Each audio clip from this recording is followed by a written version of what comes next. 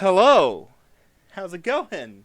It's been a while since I've just like sat down and like made a video. So I'll kind of just give you like a little bit of a what I've been doing. So lately I've been watching a lot of history videos. Uh I one thing I've been finding is that whenever a creator mentions some sort of like timeline identifier, and when I say timeline identifier, I mean like before BC, BCE, CE, and every time I see one of those, like the comments are wrong, like a lot. Don't get me wrong, there's a fair amount of bullshit kind of in between every respectable comment, but one thing I've been finding is that no one really knows what those terms mean. Normally, I would sit on the sidelines, kind of shrug those comments off, not really worry about them, kind of go on with my day. But today I couldn't. I don't know. Something was really bothering me, and I think I know why. The thing that was catching my eye was the amount of misinformation. Now, when I say misinformation, I don't mean the buzzword that's been used as derogatory. It's just been getting thrown around like these past few years. I really mean like misinformed opinion, because that's what it is, a misinformed opinion. Now, I truly think these opinions were formed not out of education, but more of assumption and lack of research. Now, don't get me wrong. Assumptions aren't a bad thing. In fact, assumptions are what lead to discovery. Uh, so what I'm going to do is to help remove that misinformed out of the opinion. So let's head down to the classroom and we can walk through this. Also, fair warning, this video won't have a lot of jokes. It's mostly going to be informative. I really haven't found my style yet. So, disclaimer! I am not a historian. I am just some guy. By me saying this, I hope it will remove the stigma that I'm an authority figure in the subject and that people will trust me as a peer. I'm not telling you what to do. I'm informing you to help break preconceptions. Again, I am not a historian, and I do not claim to be. Hey guys, local historian here. Now, I know I said classroom, but I don't have my whiteboard set up, so we'll just have to deal with the wall today. So I mentioned timeline identifiers, and I did give an example, but that's what we're going to be talking about today. Before we really get into it, we probably should go into what a timeline is. Now, I know you know this, but to get my point across, history is the study of significant events, particularly involving humans. Now, human history is kind of wacky. In fact, there's a huge amount of time in between the dawn of mankind and the start of civilization. To make things even grander, humans are still relatively new to the world. We've only been around for 2 million years, where the entire world is nearly 5 billion years old with a B.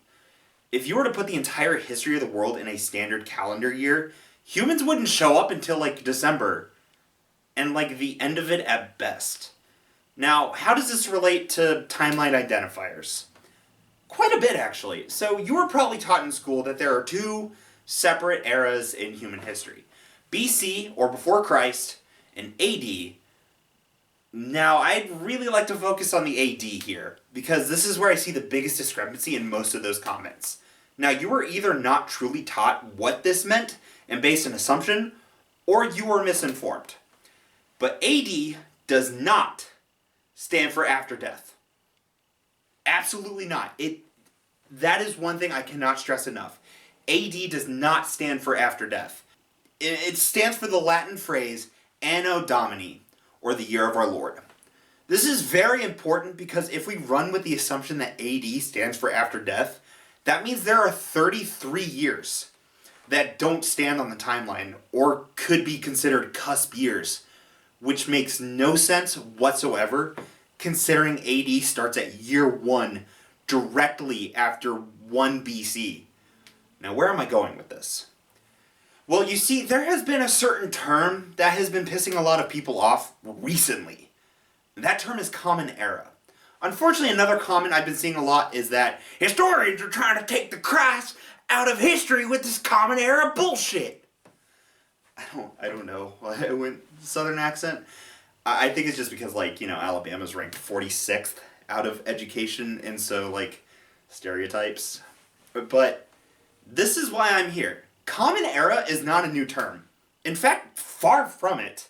The term was first introduced in 1615, roughly 170 years before America's independence. The term was created by Christians as a way to be sensitive towards non-Christians, because not a lot of the world recognizes Christ as the Messiah. So it didn't make sense to use the term before Christ, especially when talking about subjects such as Mesopotamia. Thus, before Common Era. Now, 1 BCE, before Common Era, isn't the year that Christ was born. And in fact, he's speculated to be born around 4 BCE, which is kind of interesting to think about because, if we're using 1 BC as, the 1 year before Christ, and then 1 AD is the year of our Lord, that's where it kind of doesn't make sense. But there are a bunch of significant events that happen in 4 BCE alone, which I think that kind of makes it the reason where it splits the eras apart, kind of in that rough area. But the reason the timeline is mostly split like that is because 4 BCE is also the year the Romans annexed Judea, which is when the Roman Empire starts its decline. Hey, Editing Michael here. So, I got a little fact wrong in this video. I know, surprising. But it wasn't 4 BCE that was the start of the fall of the Roman Empire. That wouldn't happen for another 400 years. I just wanted to correct myself on that one. Thanks. But yeah, a funny thing to think about is just how important the Roman Empire really is. Considering how up their own ass they were. Just an example, the original standard calendar year only had 10 months, but because Julius Caesar was such a narcissist, he added himself to the calendar, which is why we have July. And Augustus, his heir, copied that idea, which copying ideas is kind of a Roman theme, but that's why we have August. Where am I going with this?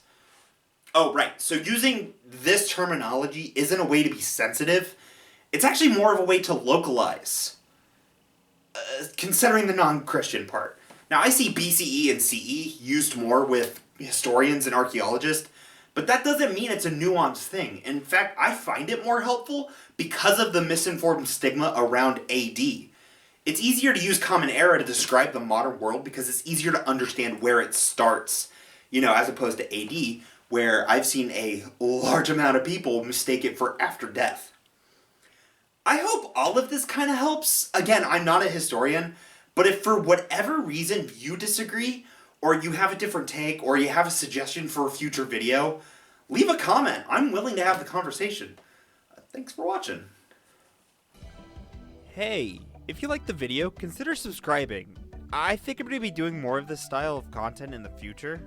Also, if you want to hear me be potentially wrong about more things, I have a podcast with one of my childhood friends on most platforms, including Spotify and iTunes. Check it out. It's Peaked at Birth.